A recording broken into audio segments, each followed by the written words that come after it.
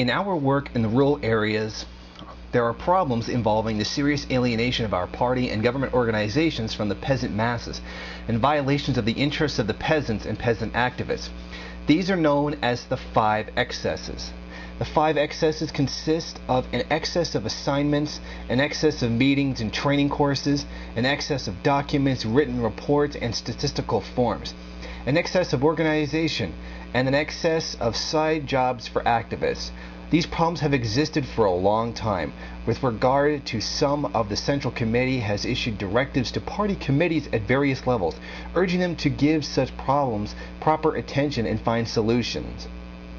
But far from being solved, the problems are becoming more and more serious. This is because the issue has never been systematically raised in its totality, and what is more important, no struggle has ever been waged against decentralism and bureaucracy on the part of the leading party and government organs at the 5 levels: central, greater administrative area, provincial, municipal, prefectural, and country. But generally speaking, the 5 excesses in the districts and townships are not a local product, but stem from above, and are the consequence of decentralism and bureaucracy existing with a serious degree in the leading party and government organs at the country level and above. Some of the 5 excesses are a legacy of the periods of Revolutionary War and agrarian reform, and have remained unchanged to this day. Therefore, in carrying out the Central Committee's directive to combat bureaucracy, commandism, and violations of the law of discipline, we must stress on overcoming bureaucracy and decentralism in the leading organs during 1953 and alter those rules and practices which have outlived their usefulness. Only thus can problems be solved. As for the authority of leading organs at various levels to assign tasks, call meetings, organize training courses, send out documents and statistical forms, or ask for reports from subordinate units to determine the organizational structure of districts and townships, and use the activists in the village, from now on it's up to the leading comrades in charge of the party committee and the government at the country level and above to define the proper limits in the light of what is feasible. In some cases, it is up to the central authorities to define the limits for all concerned.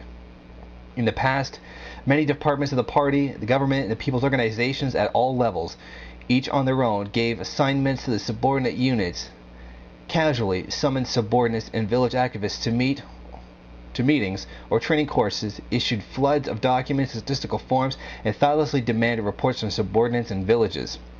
All these undesirable rules and practices must be resolutely abolished and replaced by ones that are standardized under the leadership and suited to the needs of the actual situation.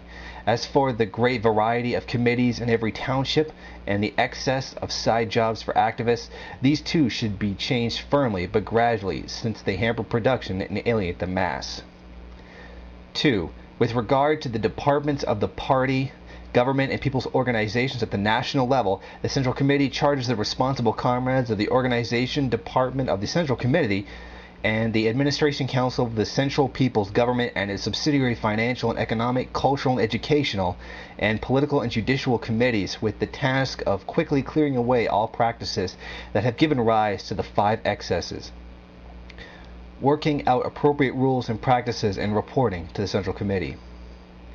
3. In the greater administrative areas of the provinces and municipalities, the comrades in charge of the Central Committee bureaus and sub-bureaus, provincial and municipal party committees, and the administrative apparatuses of the corresponding levels held responsible for tackling the problem of the 5 excesses, working out solutions and reporting to the Central Committee.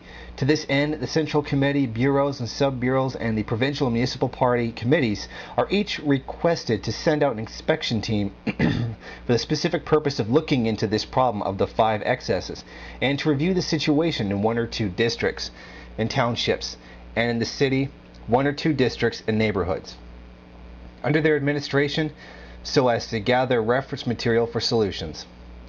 4. The provincial party committees are held accountable for giving guidance to the prefectures and counties in solving their problems of the 5 excesses.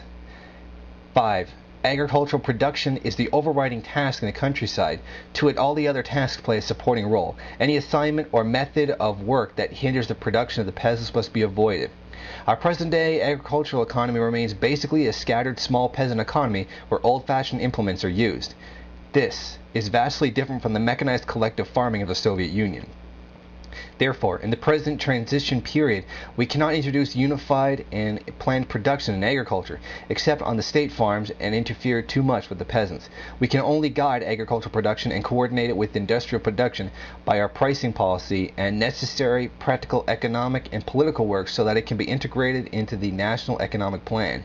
Any plan for agriculture or any assignment for the rural areas which goes beyond this is bound to be unworkable and is certain to invoke present opposition and alienate our party from the peasant masses who constitute over 80% of the population. This can be very dangerous indeed. The problem of the 5 excesses in our work in the districts and townships is a large measure of a reflection of such excessive interference with the peasants, and in a smaller measure survival of practices that arose out of the needs of the Revolutionary War and the agrarian reform. It has aroused their dissatisfaction, so there must be a change.